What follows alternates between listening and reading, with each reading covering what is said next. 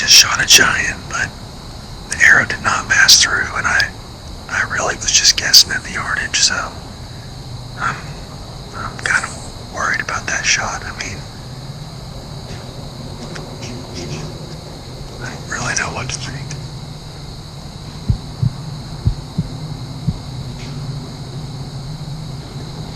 Man.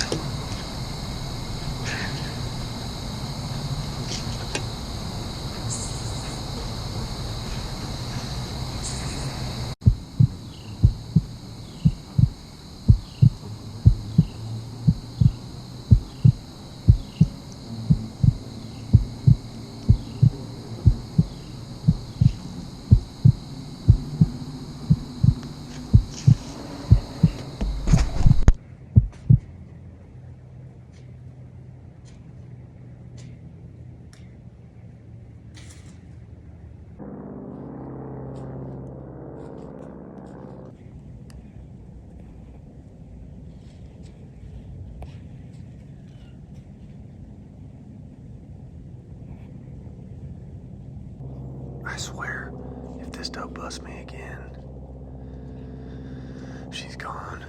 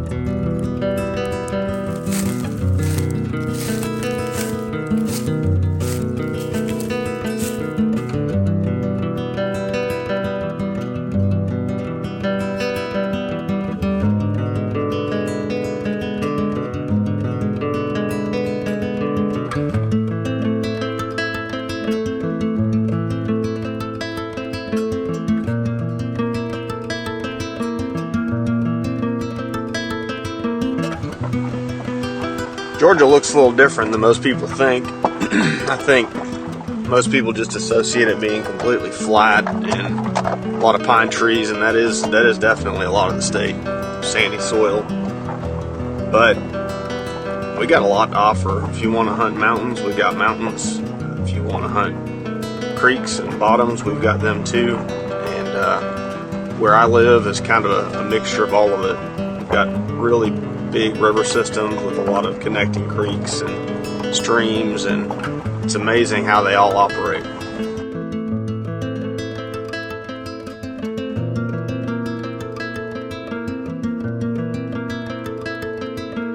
Seems like your biggest deer nowadays in any state are being found in the city limits, or maybe out on really big ag like soybeans or corn, where there's a lot of protein.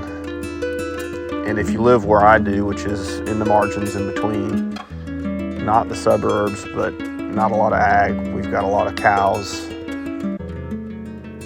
There is more development happening. There's homes, but it's definitely not the city. It's hard to find a big deer. When you find one, you got to really work at it. You got to figure out where they live.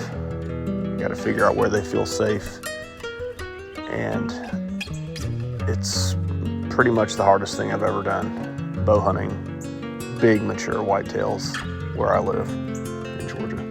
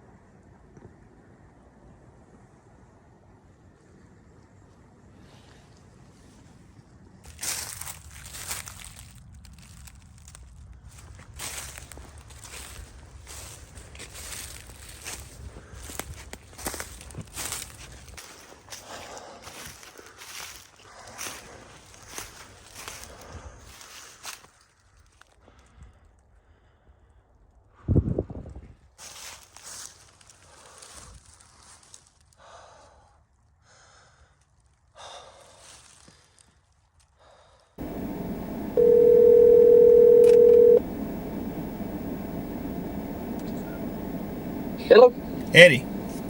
Yes, sir. What are you doing, man? Just hanging out, sitting in the porch swing, taking a little break. Well, I'm sitting here looking at some stuff that I think you're going to like. I'm about to send you a pin. This lady's already said yes, so I'm good to hunt it, but it is an overgrown, about a 10-acre field. All right, I'm looking at it now. Of course, I mean, you know as well as anybody, I'm not the greatest at e-scouting, so it's hard for me to identify types of trees and types of cover through satellite imagery, but I mean, just looking at the location, it looks great. What I'll say is this: with you having boots on the ground, if you've got just that good, nasty, thick cover with a lot of low undergrowth vegetation, that's the perfect scenario, what you're looking for.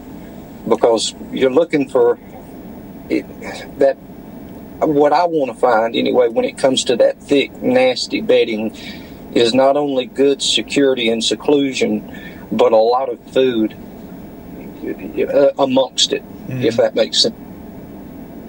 So, I mean, again, you know, you're there, you can take a look at it and walk through it and see, but low-growing, new regeneration undergrowth with a lot of leafy browse, tall grasses, things like that, all things that a deer can stand up in the middle of the day and secure and walk in daylight and still feed at the same time. That's the kind of stuff that I'm looking for.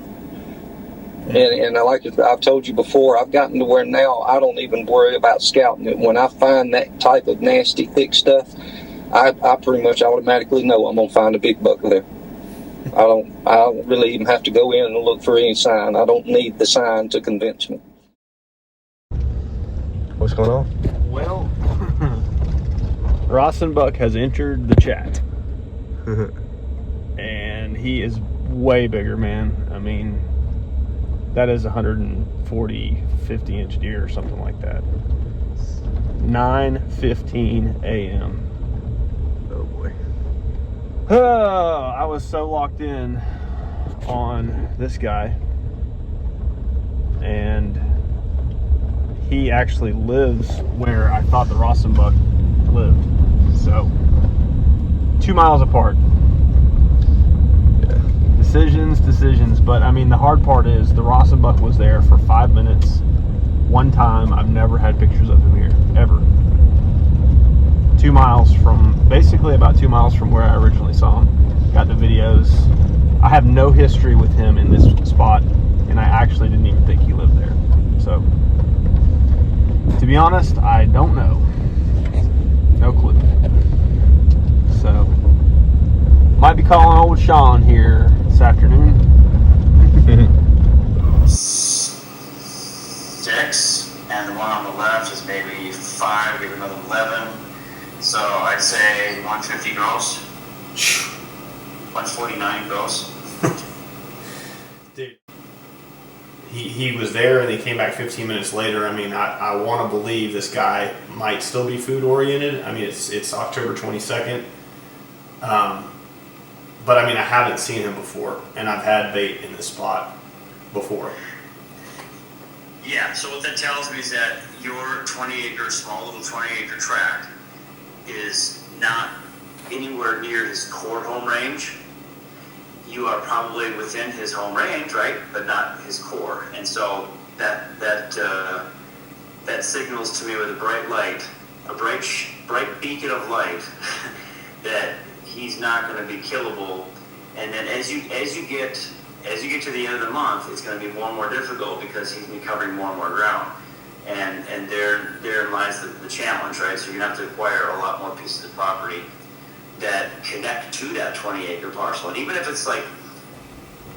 you get a permission from a piece that's half a mile or more away, but you put out some cameras and you put out some corn again just to get some inventory and see if he comes through, at least at that point you have a potential for a line of travel that you can capitalize on. But then you're going to also need to get permission from some of the tracks in between, right? So you're going to have to develop and figure out a way to develop a way to monitor this deer and get more consistency with him on camera. Otherwise you're not going to be in play.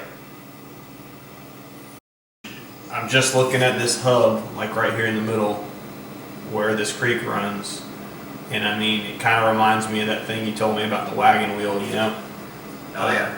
So I will start using the creek and just kind of branch out from there, I guess.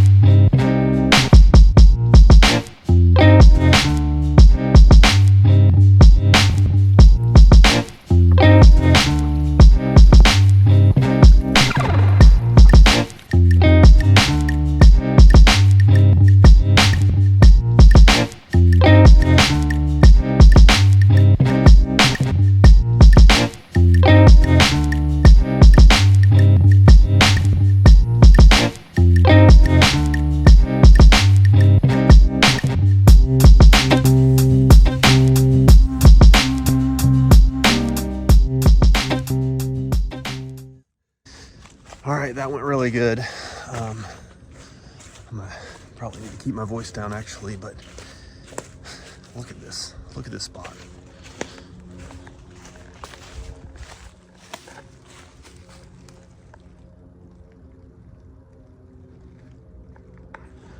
It's probably hard to tell, but I mean, this is a nest of a spot right here.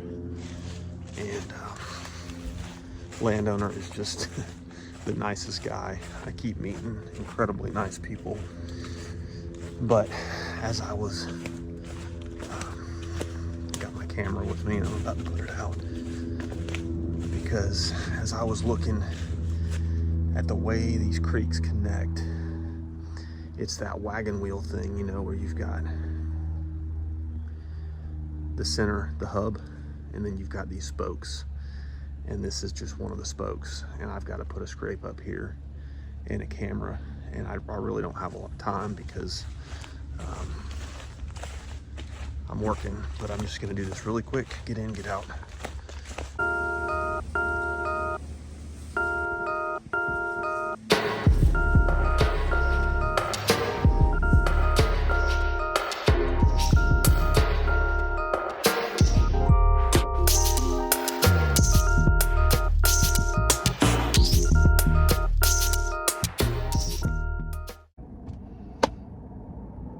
I may have just stumbled on something really, really good. It's hard to say. You can hear the cars driving by, but I think I just might have figured something out. I just found an abandoned field, head-high grass, as I was driving by, and it just hit me that there's like, it looks like 50 acres of abandoned field here. Maybe a little bit less, with really good native grasses growing in it. There's a woodlot behind it, and the creek that this buck uses, and everything is just coming together in my head. So I stop at the house. The guy's super nice. He's a hunter, so he gets the big picture of it, but he was just one of the nicest people. We have a great conversation. Just made connections, kind of talked about, know some of the same people. It couldn't have gone better. And he just told me, he's like, you can bow hunt, absolutely. He said, but I do hunt too. So, you know, you might want to get it done early, basically, which is fine with me. I mean, I appreciate the opportunity, and I don't know, I mean, the Rossenbuck is who I'm trying to find, but maybe it'll end up being one of my other nice bucks that I've been following. I'd love to run into the other big one, but I don't know. I just have this feeling about this spot. Still good.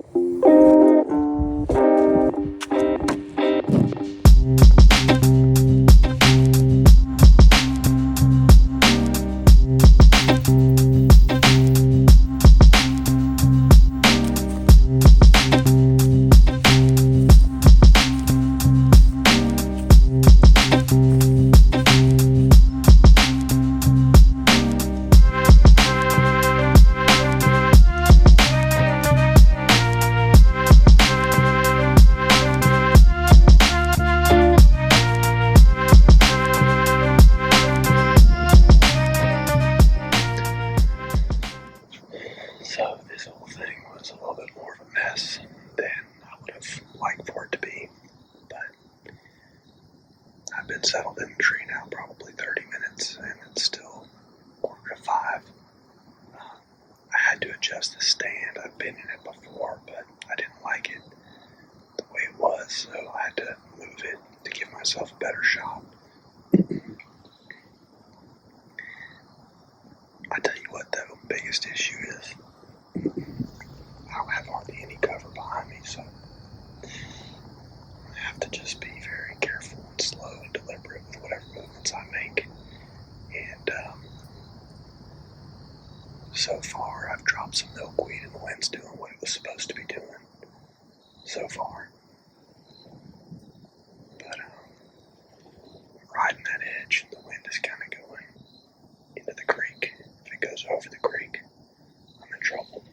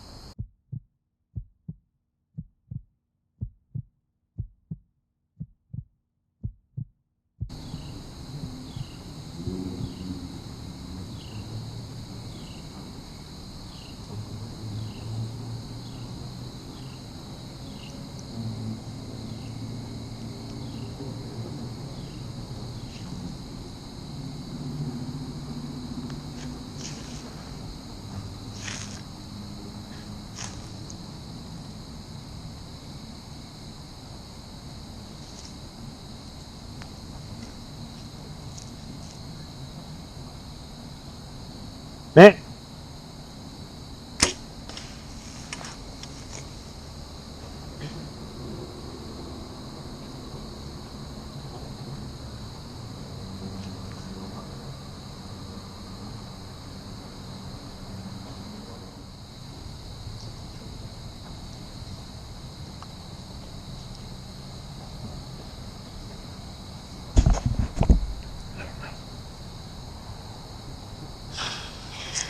I just shot a giant, but the arrow did not pass through, and I really was just guessing at the yardage, so I'm kind of worried about that shot. I mean,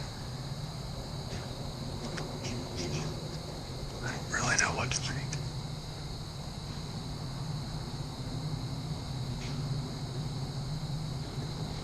Man.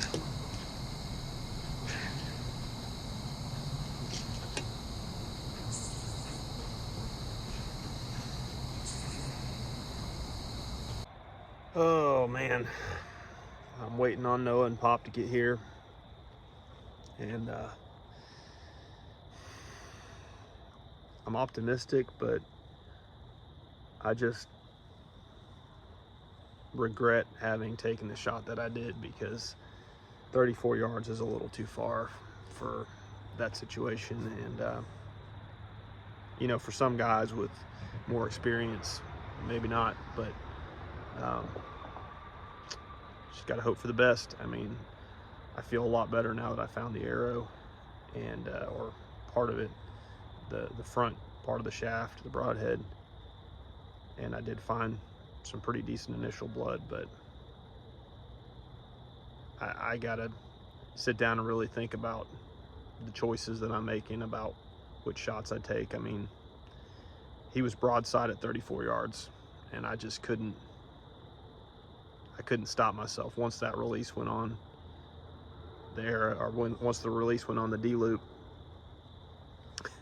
it was just mechanical from there. So hoping and praying that the rest of the track is as good as the beginning. And you know, I'm glad that I found that part of the arrow out. That makes me feel a lot better. And Pop and Noah can get here soon. They're bringing Mac, and if he's out there, Mac's gonna find him. I do believe that. So I'm gonna go take my broadhead off just so that Mac doesn't hurt himself on that, because he's gonna head straight for that arrow. I might get the whole arrow shaft actually and just stick it in my quiver and let him do what he does best. Crazy joker.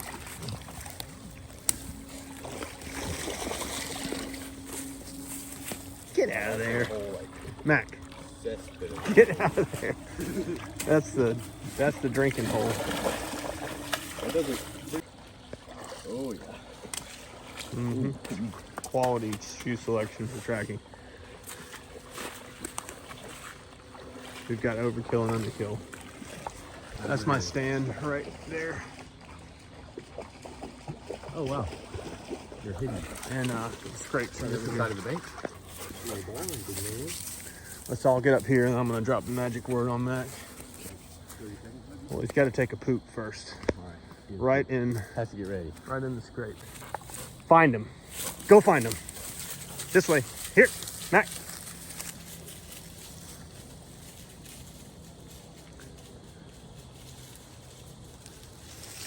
He might be on him already, so y'all stay. Yeah, oh yeah, he's all over him.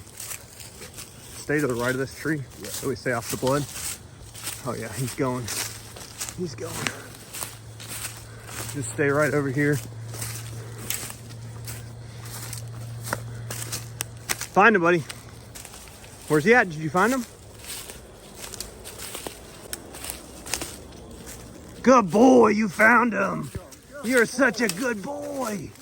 Oh, yeah. Yeah. I love you, man. Good stuff, Mac.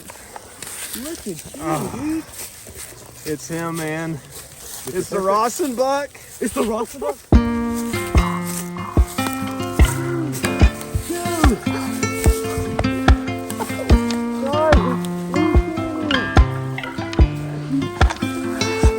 You killed the Rossenbuck.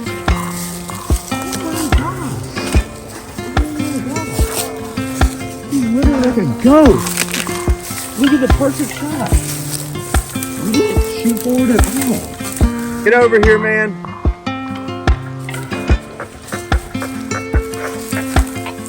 This deer is a ghost. I can't believe it, man.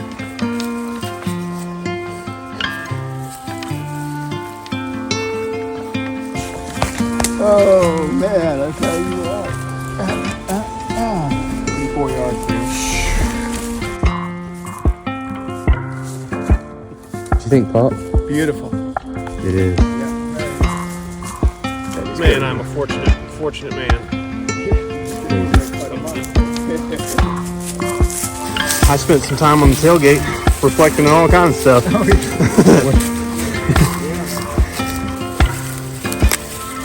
You know, if you want to kill giant bucks, you got to go where they live.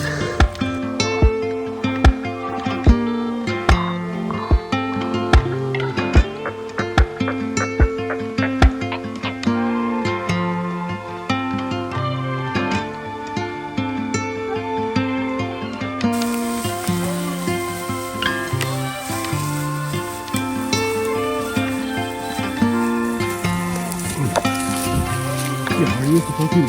Oh yeah.